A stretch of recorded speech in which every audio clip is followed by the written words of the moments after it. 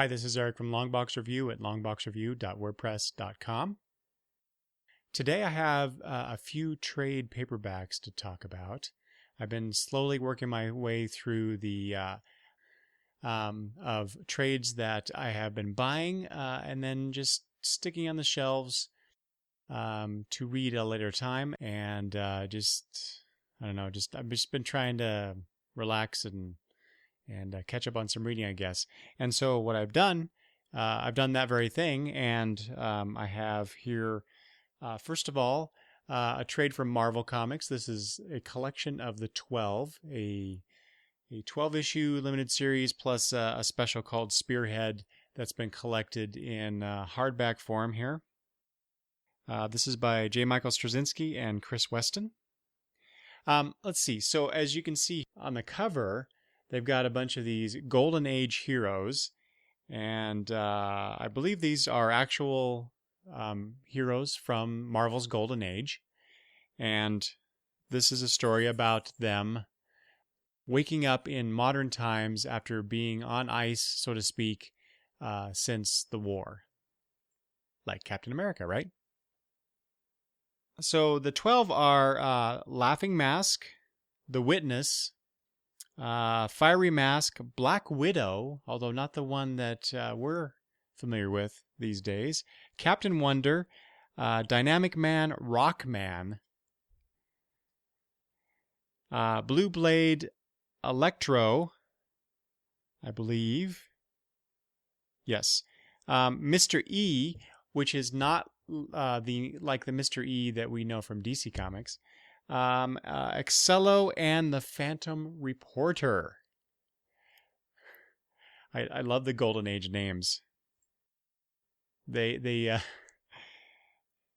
so unimaginative, but still they have a charm about them anyway. Let's see here. So the 12-issue series, this came out started I think in 2008. And there were several issues that had come out. I don't remember the exact number. And then there was a hiatus.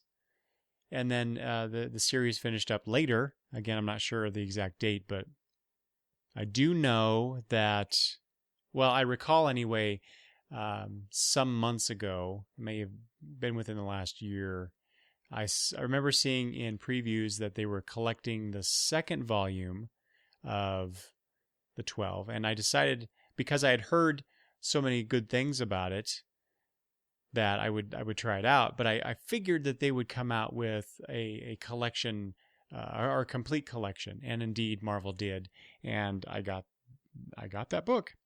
So like I said, it's 12 of these Golden Age heroes who because they get trapped by some Nazis. They get gassed and then they get put into these freezing tubes. I believe the plan was that once things cooled down in Europe, the Nazi scientists would then take these heroes and then turn them to their nefarious purposes. But what happened? But they don't get to do that. Things go badly, of course, during the war. And so then these heroes are left in this underground chamber for 60 years until a construction accident uncovers them, and then they return to the States and try to acclimate to the modern day, which, it's Captain America's story all over again, but with these other heretofore, at least for me, unheard of heroes from Marvel's Golden Age. Each issue kind of spotlights every single character. So you get their backstory and a little bit more about them in general. But the overall focus, the lens by which we view all these characters and everything that they go through is the Phantom Reporter, who is actually a reporter who decided to put on a mask and, I guess, do some avenging. It was a simpler time. Anyway, so you have that narrative glue there that is the Phantom Reporter going through the entire series.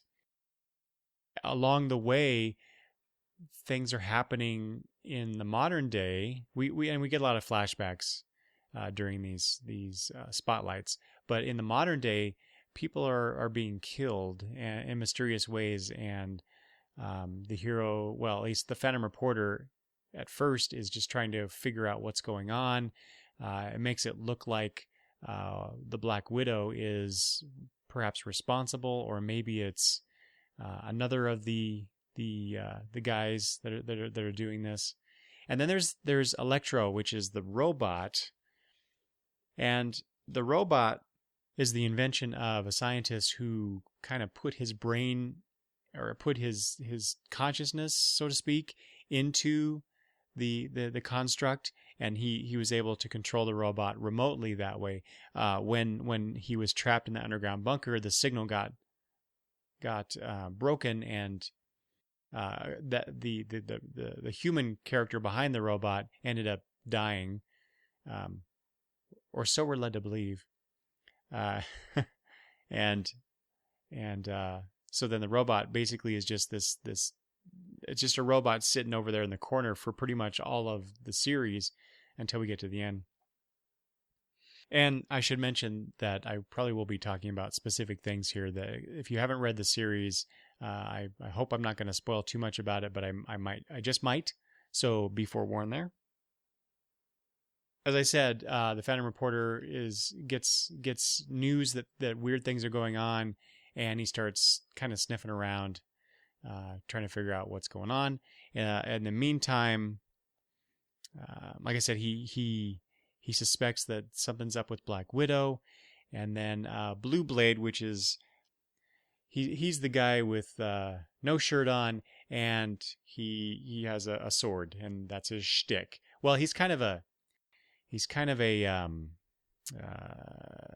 attention seeker and opportunist, and so he somehow swings getting a TV deal, and it's not going very well for him, and he ends up dead.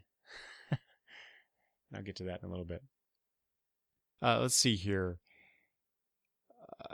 In the meantime, let's see. Dynamic Man seems to, out of all the 12, seem to have the best time acclimating to modern times. He's kind of like the more or less the Superman analog. You know, he's somewhat invulnerable. He can fly. He's super strong. Although that also describes Captain Wonder as well, and I guess he's more of the Superman type, or Captain America type, I guess, if you will, if I want to keep it in the Marvel universe. He's more straight-laced, really honest, real upstanding guy. Dynamic Man has a bit of an edge to him, and he makes these comments, and more than once, Phantom Reporter makes a comment about what Dynamic Man says. And so you start to wonder, is Dynamic Man really that good of a hero? Also, the Laughing Mask, which is just a guy in a kind of like a theater mask with guns, and that's pretty much some of these characters. So the Phantom Reporter also has guns. Mr. E also carries guns, and he has a cape and a mask. The Witness also uses guns, and he has a mask, but he supposedly has a power, and that is that he's been granted the ability to know if someone is guilty or innocent, and his task is, if the person is innocent, he's supposed to save them, and if they're guilty, he's supposed to do what he can to make sure that person gets their just reward. So a lot of it's just these guys with guns, but some of these characters do have superpowers. Rockman is supposedly from the underground civilization of Abyssia, and he lost his civilization in some sort of cataclysm, and he lost his daughter and his wife. And he's distraught over that, and he's trying to find his way back home. And so the guy will pound on the ground at night, trying to signal to his people so that they can hear him. And then he's able to return to them, I guess. That at least that's the backstory you hear about. Let's see. And then finally, I just want to mention to Excello, Mastermind Excello, who is a guy who he through a radioactive bullet that activates these mind powers of his, and so he gets glimpses of the future, his future specifically, and he's also a bit of a clairvoyant. Well, like he's a bit of a clairvoyant, but he's also his mind powers. They're a little undefined, but he can sense things, I guess. And well, I'll get to that now. I was going to talk about how he's drawn, because he's very distinctive in the way that he's drawn. But a lot of these characters are. And so, like I said, the art is by Chris Weston, with some other people involved, of course. So what was I talking about before?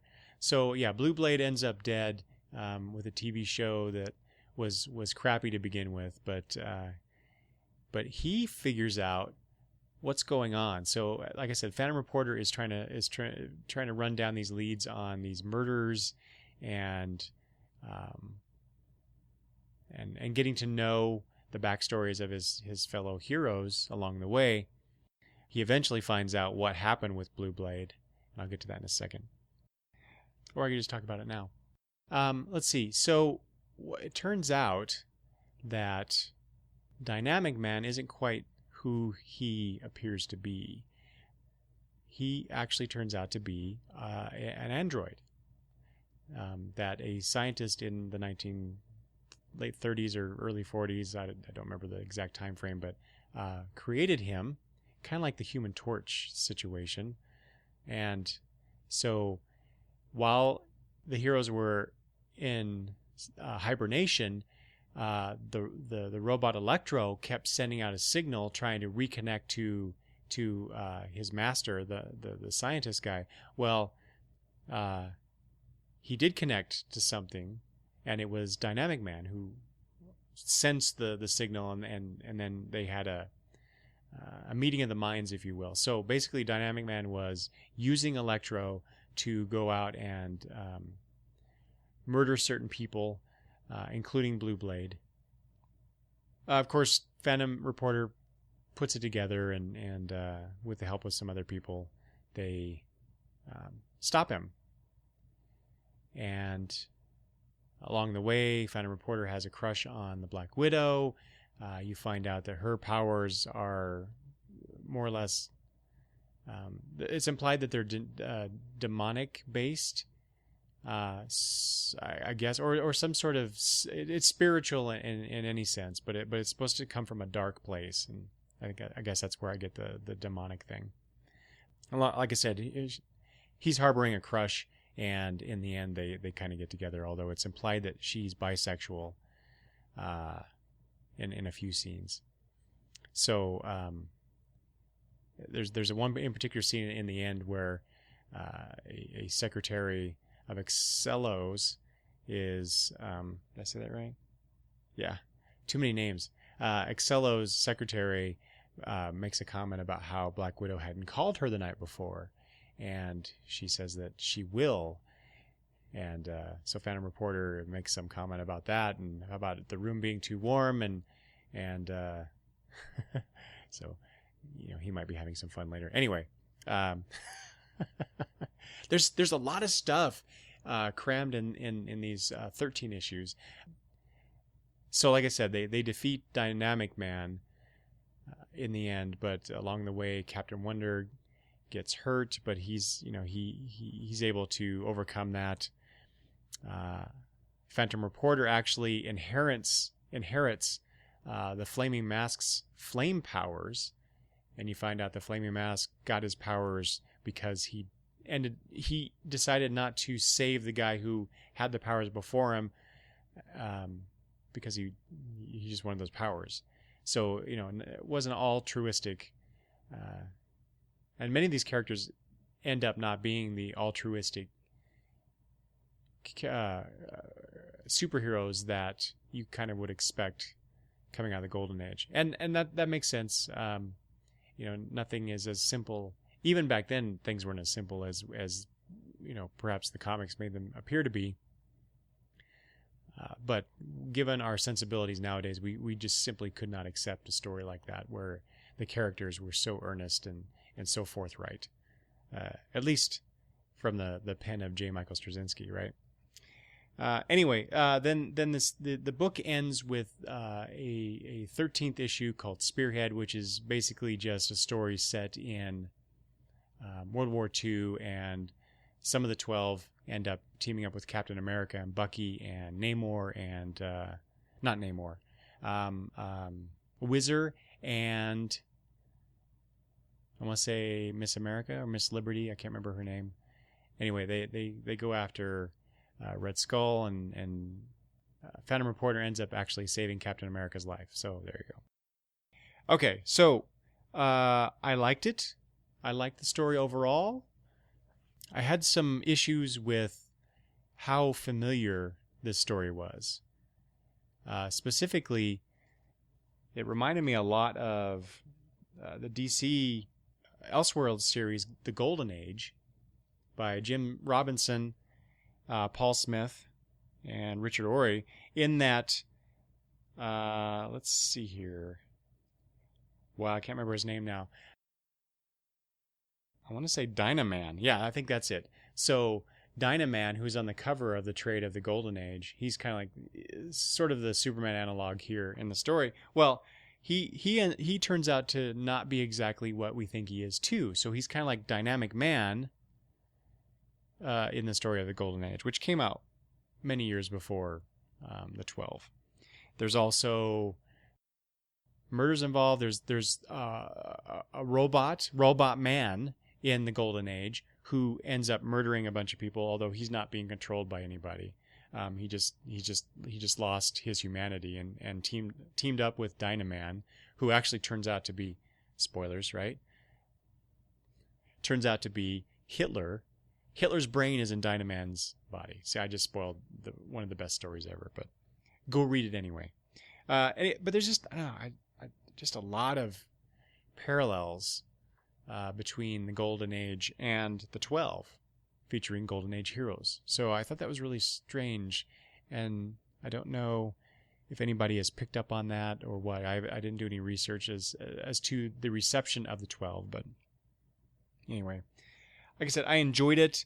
Earlier I mentioned something about the art. Everybody has a distinctive look. Blue Blade's he's kind of got these wild eyes, and he's got the space between his front teeth, which I found kind of charming, especially considering that he wants to be on television and entertain, but he's not all that concerned about how he looks. I mean, he walks around without a shirt on with a cape and a like a swordsman hat. Anyway, Excello. Let me see if I can find. Excello has these really arched and angular eyebrows, and he's got this big kind of nose, and he's always sneering and scowling throughout the whole thing, and sometimes his lips get kind of pursed out. He's shown that way a lot, and that could just really bug me that some of the characters, at least, their facial expressions rarely change throughout the entire story. And he's not the only one. The character of the Witness, too, he's kind of got a James Cagney-esque look to him. And his facial expressions don't really seem to change. But other than that, and I guess kind of like some of the faces and especially the eyes, it reminds me of Gary Frank's work, and I'm not a particular fan of how Gary Frank draws faces, especially how he draws eyes. He draws dead eyes, and I just don't like it. But otherwise, it evokes a certain Golden Age sense. Golden Age. I want to say pastiche, but that's not the right word. Anyway, you get a sense of the Golden Age type of feel through the art, while at the same time you're not.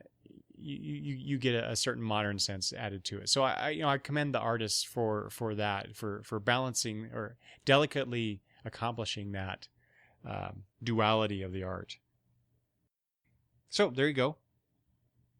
Next up is the Unwritten hardcover, Tommy Taylor and the Ship That Sank Twice by Mike Carey, Peter Gross, and a bunch of people here. Kurt Huggins, Al Davidson, Russ Braun, Sean McManus, Dean Ormston, and Gary Erskine doing finishes of Peter Gross's layouts. And then you have Zelda Devon, Al Davison, Chris Chukri, Eva De La Cruz, and Gene McGee on colors, Yuko Shimizu on cover art, and it says special thanks to Xander Cannon and Barb Gutman. So a lot of people worked on this, and I only mention this because while there are certain aspects to the story where the art is different from other bits of the story, and so I guess that makes a lot of sense. Overall, I didn't really notice that big of a difference. I mean, I did notice the difference in the various, like I said, bits of story where there are different art styles and different artists doing it. But because it was the way the story was told, because this is a story about a story, which is about stories, which is the Unwritten anyway. But what we get here is the secret origin of Tommy Taylor. Tommy Taylor, the character in the Unwritten comic, who is the son of the guy who wrote the Tommy Taylor books within the Unwritten world. As the back cover says, 2 stories start here. Anyway, so there are 2 main stories in here, and one is the actual origin of Tommy Taylor, the boy wizard, and then what happens with Tommy Taylor's father as he's trying to create Tommy Taylor, the power, the phenomenon, the son and the wizard in the stories. So it's a multi-layered piece of work, and I mean that in the best sense. I really enjoy this. I wasn't quite sure why we needed to have an actual graphic novel for it. I think it could have been within the story of the Unwritten, although this would have been several issues, at least probably a 12-issue series, I would think. I'm not certain how many pages this is, but this looks probably 6 or 8. They could easily have done this in 6 issues within the main series, but anyway, here it is. I enjoyed it quite a bit. In fact, I think I enjoyed.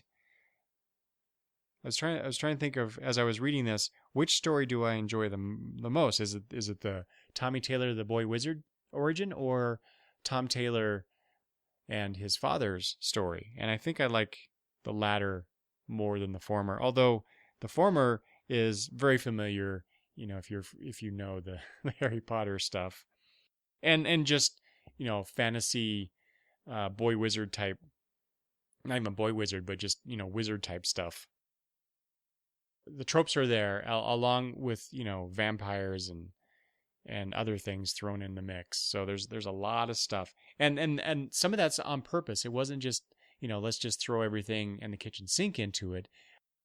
The whole concept of Tommy Taylor, and in fact, as an example, so Tom's father, whose name I'm forgetting at the moment, he took all these familiar elements and then put them together to create the entity that is Tommy Taylor, the power that Tommy Taylor becomes in the real world. And so you got a little bit of the Superman origin thrown in at the very beginning of the story, where this wizardy type world, the world is doomed and the son will survive. Although I think he ends up not keeping with that in the published story, but the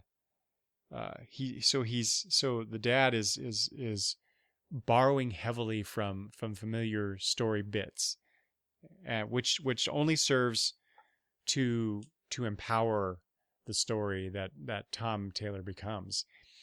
And in the end, so the whole idea is that the dad is trying to merge the two Tom Taylors, the two Tommy Taylors together, so that in the real world, the magic, the power bleeds into the real world. And that's what happens in the end. Is the revelation that baby Tommy, who is a toddler, I think by the end of this, the winged cat that we've seen throughout the Unwritten series shows up in the real world for the first time. So that was really cool to see. You get to see some familiar characters if you follow the Unwritten, Tommy's friends and how they came to be, and how they came to be friends, and along with them saving the wizardy school, which sounds really familiar, right? So that's Peter. That's Mike Carey and Peter Gross doing what their character is doing, maybe a little bit, or trying, playing with that idea, that whole idea of borrowing. And that's what, honestly, that's what writers do.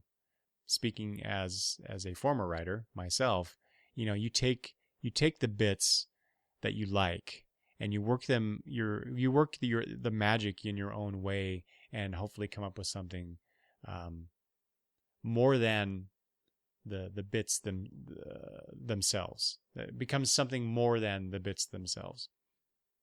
And so I'm okay with that.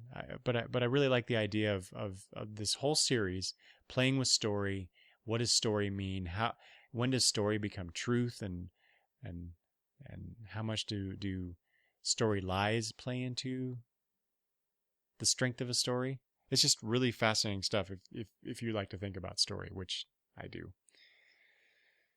Okay. Next up is a book that I have been hearing has been excellent, but it's by a publisher whose usual catalog is something I tend to avoid. And but the writer of the book is someone whose work I'm really, really starting to dig. So when I saw that there was a trade coming out, I decided I'd pick it up. And that is Uber by Kieran Gillen, illustrated by Kanan White. So this is your alternate history, again, a World War II book. So you have an alternate history where the Germans come up with superhumans. I think they're called battleships in here. Anyway, so they have a few superhumans who are turning the tide of war. So of course the Allies, they want to come up with their own, and you get the whole. There's a character who turns out to be a double agent, and she takes the secret of how the Ubers, the superhumans, were created. Takes that back to the Allies, and they create their own super soldiers, but things don't go exactly well. Let's see here. There are lots of blood, and that's what I was referring to. This is published through Avatar, and that's what I see a lot of in the Avatar books, is just lots and lots of blood. And this is no exception. So Kanan White had a field day with that. I did enjoy it though. I had a really hard time getting into the book with the first issue. I think this collects numbers 0 through 5, so the first 6 issues of the story. I had a real hard time getting into the first issue and a half or so, because it's not really clear to me who is who, and Mr. Gillen doesn't give us those clues. I mean, the clues are there. I was just reading it quickly, and so I think that's partly the problem. But he doesn't give us any quarter when it comes to the who, like I said, who is who. You pick it up as you're reading it, as I did, but it took me a good 2 issues before I was finally able to figure out who the hell this person was compared to that person. And what their motivations were. And maybe that was intentional, especially when it comes to the double agent character. I believe her name is Stephanie. Yeah, because at first she appears to be, just your typical Nazi sympathizer, scientist assistant. And then she does some things that go against that that stereotype. And then you're still not quite sure where her allegiances lie, and I still have questions about that character. What's interesting about it, though, is that you think, okay, superhumans during World War II, well, then I guess the tide of war would be turned pretty quickly. But it turns out that, yes, they are very powerful. These battleships, as I think they call them in here, but they have their limits. And that is why things don't turn as quickly as you might think, and also gives the story longevity. So I will be checking out, I think, the next volume just to see where we're going with the story, and mostly too because I really like the Stephanie character. I think she has a lot of potential here as the grounding character, as the character through which we journey through the story with. That was a bad sentence. Anyway, it was enjoyable. And then finally, something that was really and extremely enjoyable, and something I've had on my shelf for quite a while, and I just recently read it. I wasn't actually going to talk about it here on this particular episode, but since I just read it, and it was so much fun, I thought I would go ahead and do that. And that is Peter Panzerfaust, or as I like to say, Peter Panzerfaust. That's horrible. Just forget I did that. This is by Curtis Wyby and Tyler Jenkins.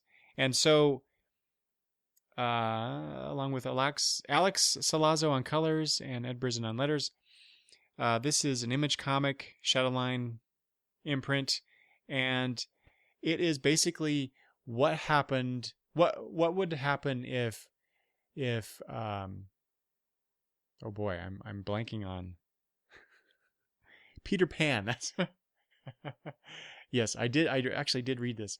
What happened? What would happen if Peter Pan was real and involved in World War II? So again, we get World War II.